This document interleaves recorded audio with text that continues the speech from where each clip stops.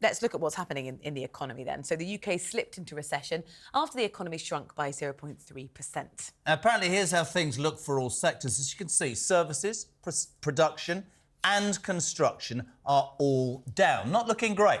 In the studio with us, former Director of Communications for Number 10, Jonathan Hasler. Hurrah! And also former Head of the Government's Economic Service, Vicky Price. Hurrah! Good morning to you both. Vicky, let's start with you.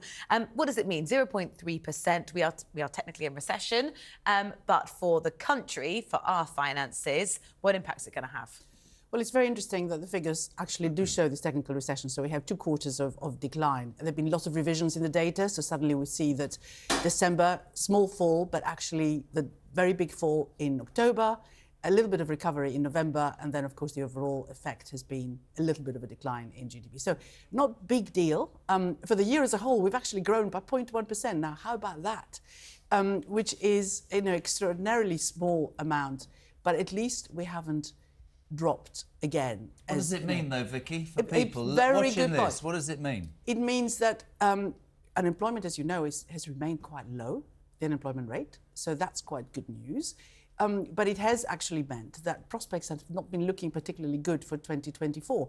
The result of this, I think, is going to be that when the Bank of England and others sort of look at this, particularly when the government looks at what it might do to stimulate growth in the various budgets that are coming up, we may have one in March, we may have another one in September before the elections, we may indeed end up with a little bit more money in people's pockets. So, and also we might end up with interest rates coming down slightly faster than would otherwise have been the case. So the fact that the economy is not doing particularly well, so there isn't a huge amount of excess demand there that needs to be, put down by interest rates staying as high as they have been for a while now. So you can actually relax. It's quite good news for people. So people have sensed it. Consumer confidence has gone up. Which is good news. They've already had the reduction in national insurance contributions rates, which is good news, offsetting a little bit some of the other tax increases. So they could look forward to the government intervening and interest rates also coming down. They've seen that already in their mortgage rates. So in some ways, those bad figures actually suggest that perhaps things will be better in 2024 than would otherwise have been the case. OK, well, I mean, that sort of echoes what the Chancellor said, Jonathan, this morning. He said, there are signs the British economy is turning a corner. Although times are still tough for many families, we must stick to the plan. Low growth is not a surprise. The thing is, the promise was from the Prime Minister, we're going to grow the economy. We're not there yet. No, and he hasn't got very much time to turn it around either, because one of the things that Vicky's just been talking about is interest rates. And I think the Bank of England is going to be pretty cautious about it because it'll look at another figure, which is the average earnings growth, and that's gone up more than inflation. And therefore, as the Bank of England has proven itself slow to get off the mark when it needed to raise interest rates, it's going to be extraordinarily cautious about bringing them down. But this generally isn't the backdrop that you really want as a Conservative party when you look at this as an election year. And that's why they're setting up what they are as problems for the Labour Party if it becomes the party of government. I have no intelligence on a scale with any of the three of you, but I will put this to you all. The British people wake up this morning to the front of the Express, which says we're on the up. To loosen the purse strings, Mr Hunt. Let's have some tax cuts. 7 o'clock, they're told we're in recession. We roll out all these people to talk about GDP and percentages and all that. The reason I keep saying, Vic, is because I'm trying to get an angle on what the average person must think of this different messaging almost daily, hourly, whatever. I understand what you're saying. Unemployment has stayed low, so it could be better. But you would understand, wouldn't you? People's either confusion / lack of interest because their lives are hard at the moment and it doesn't seem to be getting any better. You'd get that, right? Absolutely get it, because what people look at is what's the shopping bill at the end of the week? Yeah. Can I pay the gas bill? Can I pay the rent? Can I pay all of those other sort of things? And for most people, they're still having a pretty bad time.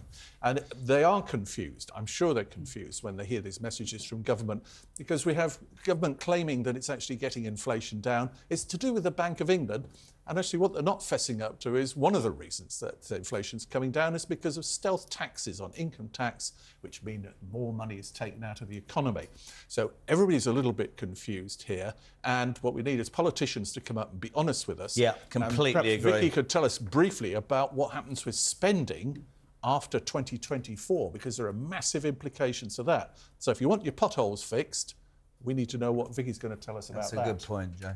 Well, if you've got the time, I can tell you, as briefly as I possibly can, that there is the announcement, as you pointed out, that there will be spending cuts and tax cuts. So the only way to get the tax cuts to be funded in the sort of calculations that the government is making at present would be by slashing spending even further. And we saw that already in the autumn statement, where if you look ahead the next few years, we're having public spending reduced, basically, both capital and current spending, without explaining exactly where that cut will be. And this is why we've had the Office of Budget Responsibility, which is a sort of independent body that looks at those figures and then says whether there is any headroom for tax cuts, saying that those spending figures are a work of fiction. But isn't it ironic again, in real basic terms? So with the highest taxation in 70 years under a Tory government, right, let's get that nailed on and factual.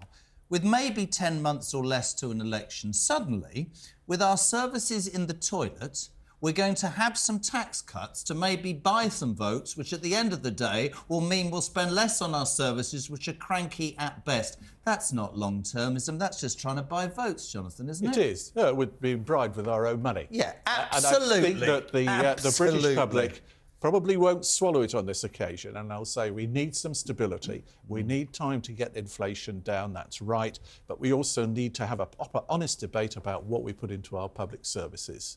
So if you wonder why politicians are not getting a great public vote of confidence at the moment, this is part of it, and you've identified it. Bribed with our own money, that's my line of the morning. Thank you. Bribed with our own money. But it's not going to happen, of course, because those spending cuts are simply unsustainable. They won't be there in the future. If we have a change of government, the Labour Party is going to find it very, very hard to see any of those reductions, in fact, happen in practice.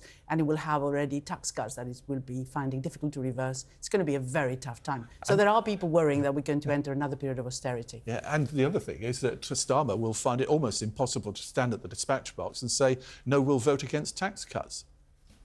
Yeah. Backed into a corner in a straitjacket. You've done me proud this morning, you two. I actually understood that.